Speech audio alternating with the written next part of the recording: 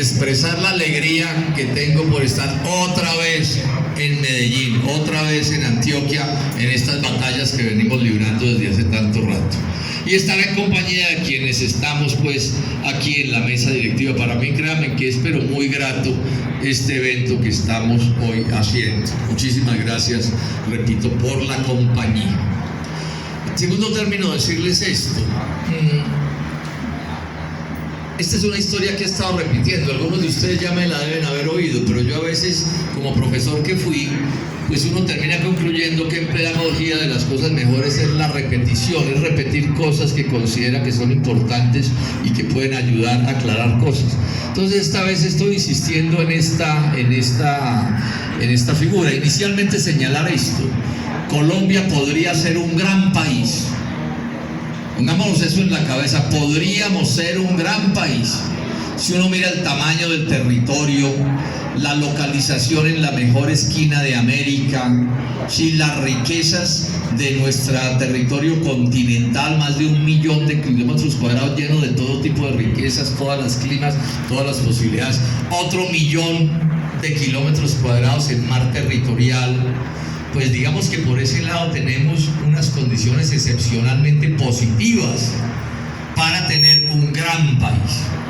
Y si miramos hacia la calidad humana de los colombianos, lo que nosotros somos, sobre esto ha habido una especie de campaña canalla contra nosotros mismos, intentando justificar el inmenso subdesarrollo nacional por la mala calidad de los habitantes del país. Sergio, esta es una cosa que nos han machacado a lo largo de los años. Yo en algún libro que publiqué en estos días cuento una anécdota, pero que la he repetido más de una vez, que hay gente que dice que el país es un país subdesarrollado, que es parte del problema en el que me voy a detener y qué vamos a hacer frente a eso, con el argumento, dicen algunos poderosos, a los que les va bien, que es que a los que les va mal es por ser colombianos. O sea, porque nuestro equipaje genético lo consideran un equipaje genético de mala calidad. Y algún día a alguien le oí decir una cosa que es de lo más canalla que yo he oído en mi vida, que dice que Colombia no progresa es por la calidad genética de los colombianos. E inclusive oí decir esta frase: ¿qué se puede esperar? ¿Qué se puede esperar de un país que es un revoltijo de negros, de indios, y no se me olvida esta frase de remate, y de españoles? Me decía a mí alguien en ese sentido. O sea, ni siquiera era la construcción de la frase, ni siquiera ingleses o alemanes, no, españoles. Luego la culpa es nuestra. O sea, si el país está en el subdesarrollo, no es culpa de los malos gobiernos, de las malas orientaciones, sino, claro, como no pueden negar las calidades de nuestro territorio, entonces la culpa somos los colombianos.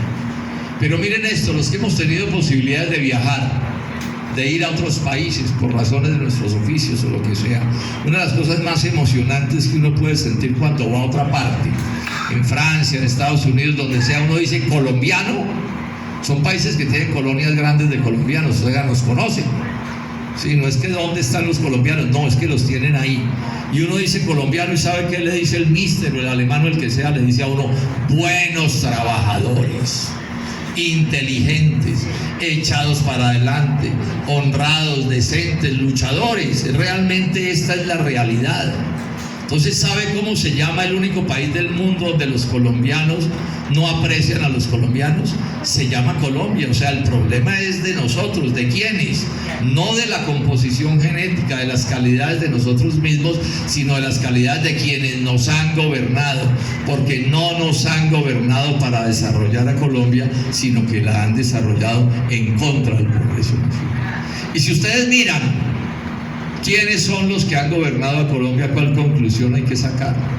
Ya en 1930, en esa década, Jorge Eliezer Gaitán, que es uno de los más importantes seres humanos de la política nacional, hablaba de los mismos con las mismas, responsabilizándolos de los problemas. En esos días los mismos con las mismas eran ¿quiénes?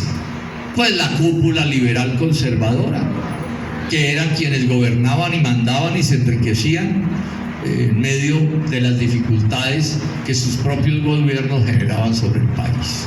Y más adelante, y más adelante esas fuerzas se han dividido, se han subdividido, entonces ya tenemos unas 6 fuerzas que tienen el mismo origen, pero que podemos seguir llamando los mismos con las mismas. Esto es bien importante que lo dejemos claro. O sea, si Colombia no va mejor, no es por culpa de que nos falte territorio, de que nos falte calidad, riqueza natural en nuestra geografía, ni porque sea un país muy pequeño, ni porque le falte calidad a los colombianos, sino porque, repito, hemos sido mal gobernados.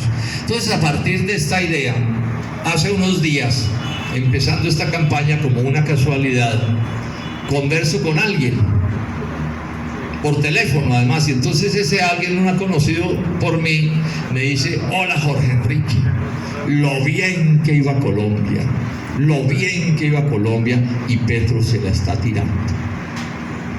Entonces yo le contesto a ese personaje, le digo: pues hombre, en relación con que Petro le está haciendo un daño al país, nos ponemos de acuerdo ahí mismo, pero no me diga que Colombia iba bien, o no. No me diga que Colombia bien, porque es que, entre otras cosas, no se nos olvide esto, compañeros y compañeras, Petro gana porque hubo un voto de castigo de los colombianos en contra de los malos gobiernos anteriores, de todos ellos. Es que ellos llevan gobernando a Colombia más de 100 años. O sea, si Colombia tiene una economía de mercado, un capitalismo de apenas $7.000 por habitante, que es muy poquito, es por ellos, porque nos han gobernado de una manera profundamente equivocada. Ahora, $7.000 de producto por habitante realmente es muy malo. Esa es la base de todas nuestras tragedias. Ustedes van y miran, y los países desarrollados del mundo están $40.000, $50.000, $80.000, $100.000 de producto por habitante. Y claro, entonces el nivel de vida de esas poblaciones es mucho más alto que el nuestro, que es lo que hacen los colombianos cuando se van a vivir a otros lares, que es a buscar las posibilidades, las potencialidades que no tienen en Colombia. Pero repito, esas son las cosas de lo que nos han gobernado antes. Entonces, si Colombia tiene un inmenso subdesarrollo industrial, que lo tenemos, si Colombia tiene un gran subdesarrollo agrícola, que lo tenemos, si Colombia tiene unos niveles altísimos de desempleo, de informalidad, es decir, de pobreza, de miseria, de hambre, eso no fue un castigo de Dios. Esa es la circunstancia que generan los malos gobiernos anteriores. Si Colombia es uno de los países más corruptos del mundo, ¿qué? ¿La culpa es de nuestro equipaje genético? Pues por supuesto que no. La culpa es de todo este conjunto de circunstancias, de creaciones, por ejemplo, como el Frente Nacional en la década de los 60. ¿Qué pasó en esos años? Se pusieron de acuerdo los liberales y conservadores en dejar de asesinarse. Ellos fueron los que se inventaron la violencia en Colombia. Una matanza de decenas de miles de muertos, y entonces decidieron, y en eso acertaron, para no matarse más, ponerse de acuerdo en no seguirse matando. Pero ¿cuál fue el problema? Que para poderse poner de acuerdo en no seguirse matando, decidieron repartirse la marrana presupuestal por mitad. Todo en esos días fue por mitad: el presupuesto nacional y el municipal y el departamental. Un puesto para ti, un liberal, y un puesto para mí, el conservador, o como se quiera poner la figura. Un contrato para ti, un contrato para mí. Un alcalde para ti, un alcalde para mí. Un gobernador para acá, un gobernador para allá, ¿cierto? Un congresista. Esto parece mentira, pero es verdad. Yo creo que es el único país del mundo, voy a indagar eso con más detalle, pero es el único país del mundo donde la política se ha partido así por mitad. Entonces, como claro, no podían partir por mitad al presidente, entonces se inventaron otro truco: 4 años para ti, 4 años. Y les fue de maravillas. La corrupción se tomó a este país y se enchaparon literalmente esas fuerzas, se enchaparon en oro. ¿Producto de qué? Del subdesarrollo y la desgracia nacional, porque lo peor de todo fue que renunciaron a construir un país próspero. Esto está documentado, yo lo he probado de todas las maneras. Hay un reciente libro mío que se llama Sin peras en la lengua, que quien busque los datos de esto los encontrará todos. Y esa es la base de los problemas nacionales, ese inmenso subdesarrollo.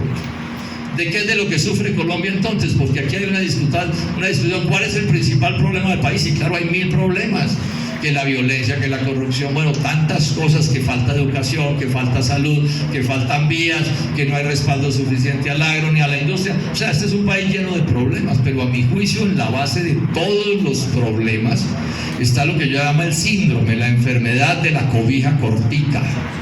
Es un cuento que estoy echando en esta campaña por todas partes porque creo que es atinado en la comprensión de lo que sucede. ¿Cuál es la enfermedad de la cobija cortica? Todos lo sabemos o lo podemos saber. Si uno se pone la cobija, como la cobija es cortica, si me tapo abajo, me enfrío arriba. Y si me tapo arriba, me enfrío abajo. Y entonces, ¿qué hacer? Claro, no falta el vivo que dice, no, es que yo diseñé una manera de encurruñarse de así, y le ponen la cobija y uno ahí queda calientito. ¡Paja! La única solución para el mal de la cobija cortica es agrandar el trabajo de la cobija, el tamaño de la cobija, Sergio. Si no se agranda el tamaño de la cobija, no se resuelve ese problema. Esa es nuestra realidad. Esa es la realidad en la que hemos vivido. Y entonces, por eso, cuando uno entra a analizar con quiénes es que estamos compitiendo, entonces, ¿qué es lo que tenemos? ¿Qué es lo que tenemos? De un lado tenemos a las fuerzas de Petro y herederas de Petro. Y del otro lado tenemos las fuerzas de los mismos con las mismas, compitiendo entre ellos. Pero resulta que el gobierno de Petro ha demostrado en estos 4 años que no están por desarrollar al país, pero lo mismo han demostrado los otros en los 100 años anteriores. Entonces este amigo que me dice que el país se va muy bien y Petro se lo está tirando, pues acierta apenas la mitad, ¿no? Petro sí le está haciendo un daño inmenso a Colombia, y esto hay que explicarlo sistemáticamente. Pero sin los gobiernos anteriores no estaríamos en la tragedia en la que estamos. ¿O es que hace 4 años Colombia sí iba bien? O sea, ¿los problemas de Colombia empezaron con el gobierno de Petro? Pues por supuesto que no. Eso uno lo puede demostrar hasta la saciedad. Eso viene desde antes. Lo que pasa es que son unas élites económicas y particularmente políticas que les parece que así como están las cosas, pues que sigan. O sea, lo único que importa es sacar de los carros oficiales a los que ahora andan en los carros oficiales, ¿sí? Sacar de ordenadores del gasto a los amigos de Petro y volver a regresar a los ordenadores del gasto anteriores a este gobierno. Este es el gran debate que tenemos, este es el gran pleito de nuestras vidas. Eso es lo que en buena medida representa Sergio Fajardo con su posición política de toda la vida. Y eso es lo que nosotros tenemos que derrotar. Y esto es lo que necesitamos que los colombianos entiendan. O sea, aquí no es sacarnos de Guatemala para Guatepeor y después de Guatepeor otra vez para Guatemala. Es en buena medida lo que nos están proponiendo. Siempre con la idea de que usted utiliza la política como un negocio para no parecer colombiano, que es el juego de ellos. Porque claro, aquí los que ganan la jefatura del Estado salen de la pobreza, salen del desarrollo, salen del desempleo. ¿Por qué? Porque bueno, le echaron mano, como se dice coloquialmente, a la teta del presupuesto nacional. Y eso es lo que nosotros no aceptamos bajo ninguna consideración. Eso es finalmente lo que en últimas nos termina uniendo en este proyecto del que estamos hablando, el proyecto de dignidad y compromiso. Como lo ha hecho Sergio, con orígenes distintos. Él tiene unos orígenes, otros tenemos otros orígenes, pero nos une ¿qué cosa? Que no estamos por venderle el alma al diablo. Y me detengo en esto. Estas son las cosas más esclarecedoras para mí de quién es el gobierno que tenemos. Una entrevista con Gustavo Bolívar en Semana. Ustedes la buscan y la encuentran. Y Gustavo Bolívar dice: Petro ganó porque le vendió el alma al diablo. Todos oímos qué es esa figura. ¿Eso qué quiere decir? El que le vende el alma al diablo, el que le vende el alma al diablo se corrompe. Eso es lo que hace. Renuncia a cosas distintas a las que terminen siendo el premio a la corrupción. Y cuando uno revisa con detenimiento, Petro gana en muy buena medida porque logró llenar su proyecto político de liberales y de conservadores y de gente de la U, o sea, de los mismos con las mismas, pero los metió allá. Gente riquísima. Y ahora, si ustedes observan, lo que está sucediendo es cada vez se está ampliando más ese espectro del que estoy hablando. Hay gente famosísima entre las filas del petrismo que son eso. O sea, vienen de los partidos tradicionales y hoy están en el petrismo haciendo las mismas cosas equivocadas que hacían antes. Y repito, y cuando uno revisa cuáles fueron los cambios importantes en estos 4 años en este gobierno, ¿cuáles fueron? Bueno, sí, sacaron a unos del Estado, entraron a otros, etcétera, pero ¿en dónde han estado los cambios sustanciales que apuntan a mejorar la economía nacional, las relaciones de producción, tantas cosas que hay que resolver y que si no se resuelven, nadie podrá resolver los problemas nacionales, porque dentro de esos modelos económicos estamos presos del subdesarrollo. De eso es de lo que se trata, y por eso, repito, nosotros no estamos allá. Claro, hubiera sido más cómodo con Sergio Fajardo ponernos de acuerdo también en nosotros meterle el alma al diablo, ¿sí? Y entonces estaríamos con unos diablos o con otros diablos, y algo nos tocaría. Pero por supuesto que nosotros tenemos un talante diferente. No nos prestamos para esas vagabunderías. No tenemos la política como un negocio. Queremos que este país progrese, se desarrolle como debe desarrollarse cabalmente. Y estoy hablando en economía de mercado. No se trata de estatizar la economía, sino crear más riqueza, más industria, más agro, más ciencia y conocimiento. El gobierno de Petro es un gobierno que llega y a un presupuesto de ciencia malo lo reduce. Petro llega a la jefatura del Estado con un programa que decía: hay que renegociar los TLCs, y el tipo se posesiona, a los 3 días le anuncian al país que ya no los van a renegociar, y así tantas cosas que podemos ir mencionando. Petro en buena medida gana por un discurso anticorrupción, porque claro, antes de Petro la corrupción en Colombia daba al pozo. Bueno, y gana con un discurso anticorrupción, y sí persiguió de verdad la corrupción. ¿Hay alguna medida que haya tomado Petro contra la corrupción? Ni una.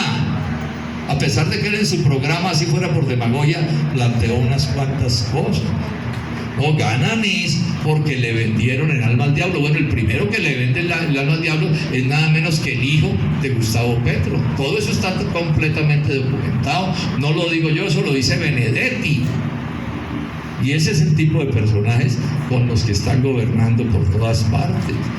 Y es el esfuerzo que están haciendo. Esto se convirtió en una batalla de tesorería. El acto ese que hicieron ayer en Bogotá les costó por encima, por lo conocido, 400 y pico de millones de pesos.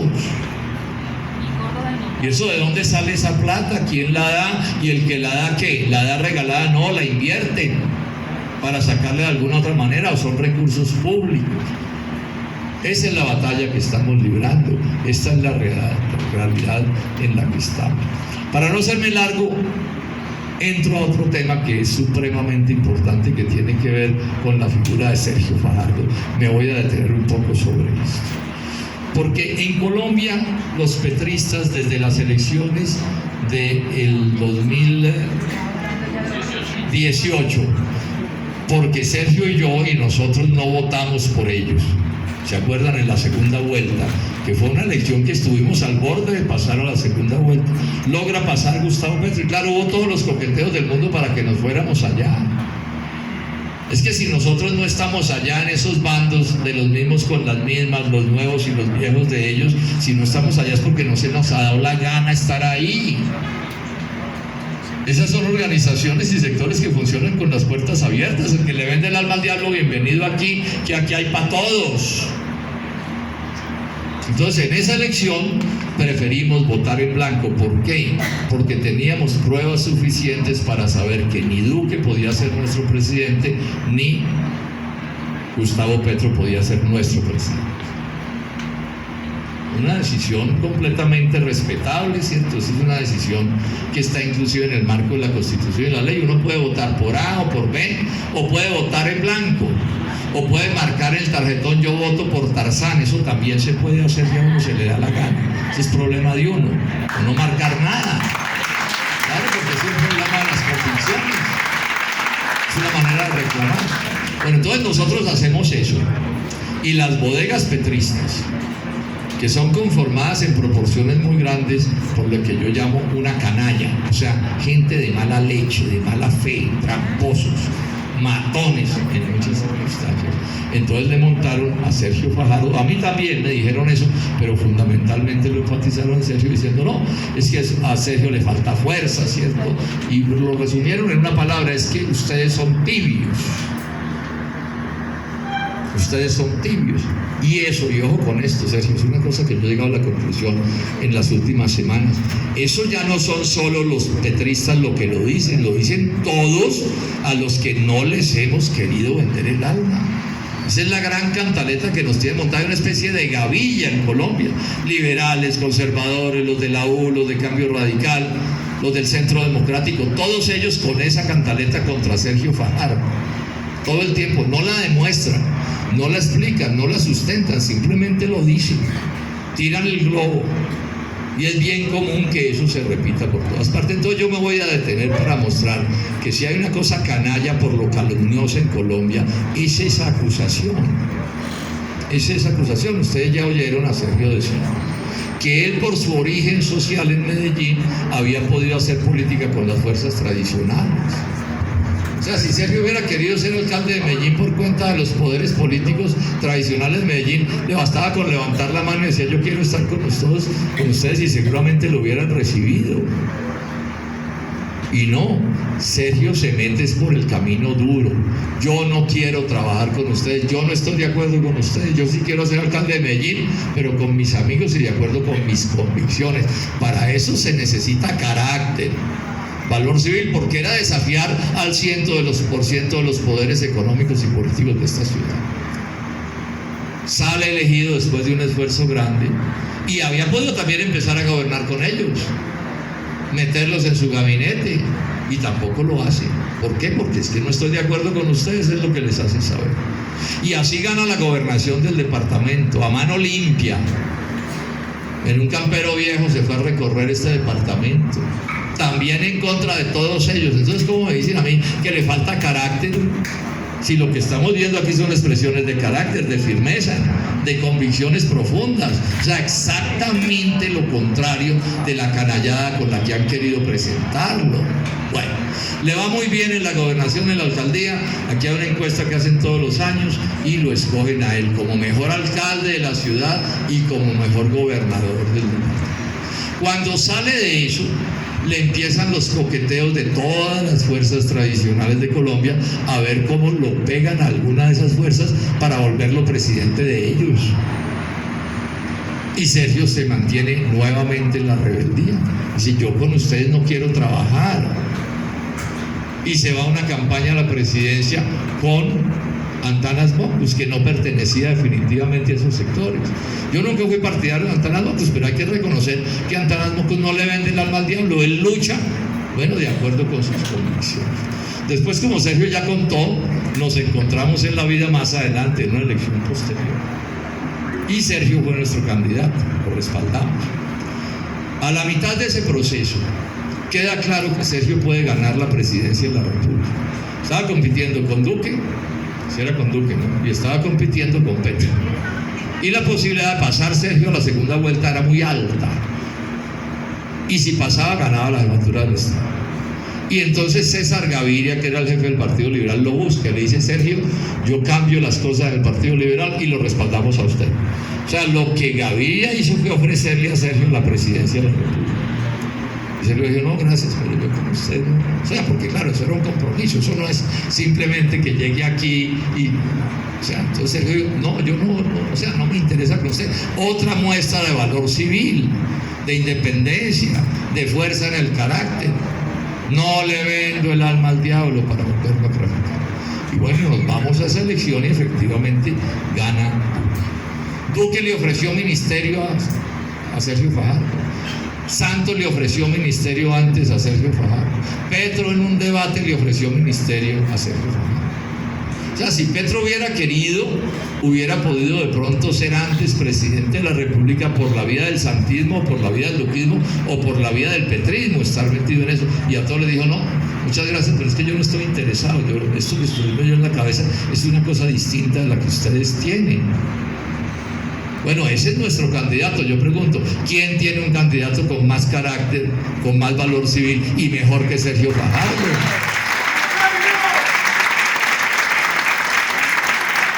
Estos detalles entonces los cuento es para que nos armemos de argumentos y vamos al debate. Están mintiendo sistemáticamente. En estos días, Sergio, no te ha contado, pero salimos de un forito ahí como con otros 3 candidatos, uno de ellos del Centro Democrático. Y entonces al final, cuando se acabó el foro, se me acerca y me dice, y entonces me puso la queja contra Sergio Fajardo. No, Sergio sí, pero, y entonces el pero fue pues en esta dirección que yo estoy hablando.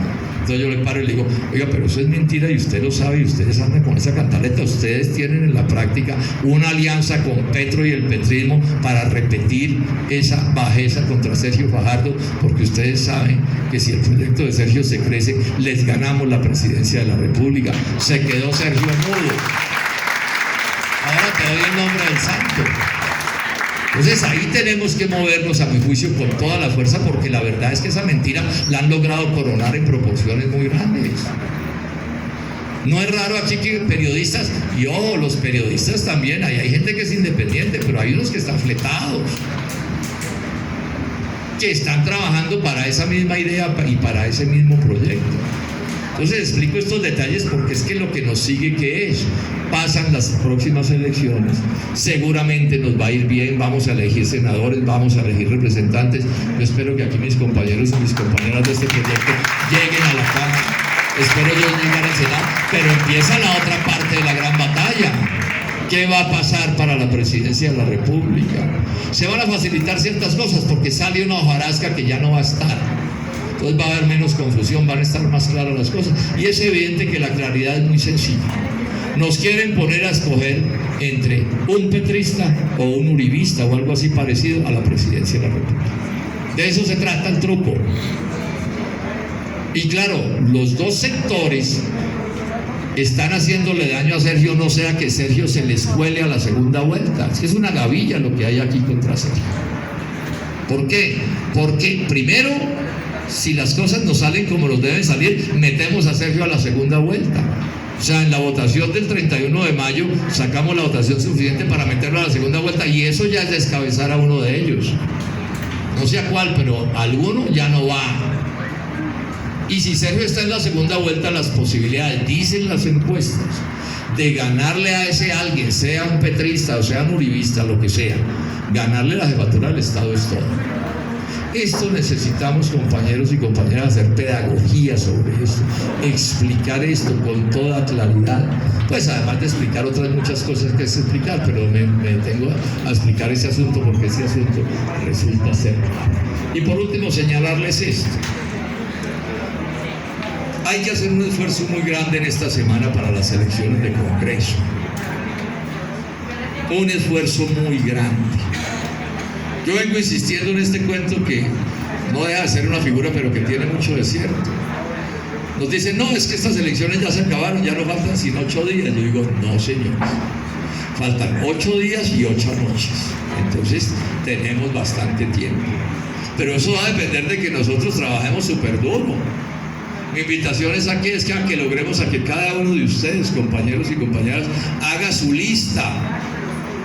Los familiares, en una hojita, en la misma hojita, los compañeros de universidad, los compañeros de colegio, los vecinos del barrio, o sea, quiénes son, y se aseguren hablar con cada uno de ellos para concretarles el voto. Los votos no caen del cielo, los votos hay que concretarlos, y se concretan de esta manera que estoy diciendo. Y lograr que cada voto que nos ganemos le explicamos a esa persona, bueno, y a usted le toca conseguirse otros 10 votos, otros 20 votos, porque esto funciona de esta manera, haciendo como cadenas. Y tenemos tiempo de sobra, estos 8 días son muy decisivos. Mire, créame esto, en este momento hay un montón enorme de colombianos que no saben por quién van a votar. O inclusive en estos días nos encontramos uno en apartado en el aeropuerto, en alguna parte. Y dijimos, bueno, ¿y por quién va a votar? Y a duras penas nos dio un número, no sabía quién era el número. Ah, eso fue en Bogotá. Es así como funcionan ellos, unas cosas como de locos. Y lo que tienen que probar es que votaron por un número y por un partido, pero no importa pues que estén o no de acuerdo con lo que está sucediendo. Entonces, compañeras y compañeras, yo les insisto, no es fácil la batalla que estamos librando, es muy difícil. Estamos confrontando con poderes económicos supremamente grandes. Estamos confrontando con grandes proyectos de corrupción.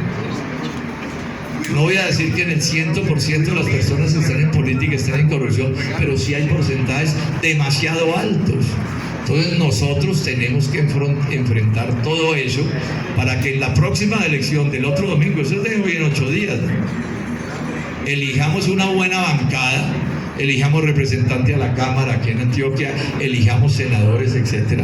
Y al otro día de esa elección arranquemos con la segunda etapa. ¿Con qué fin? Con el fin de elegir a Sergio Fajardo como presidente de la República. Muchas gracias.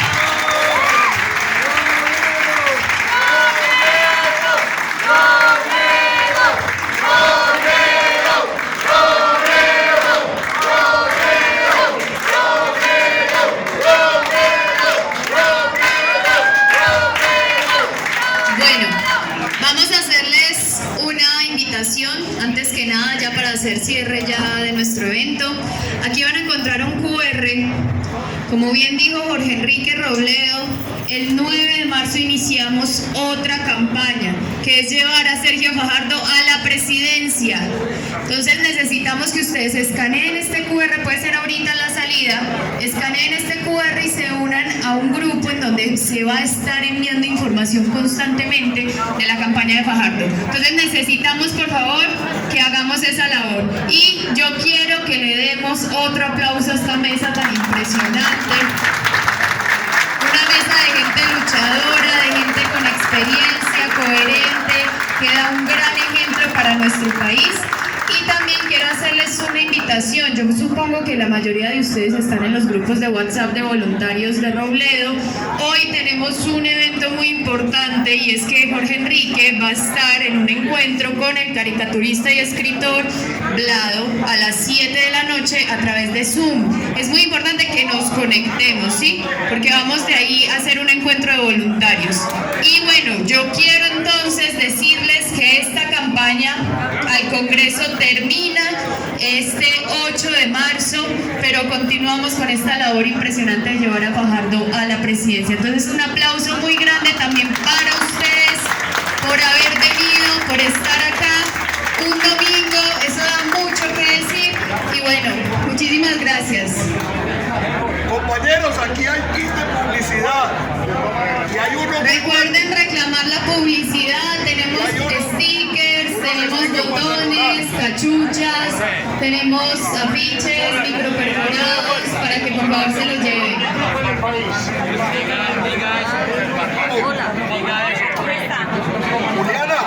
Juliana, no, los stickers es muy importante. Recuerden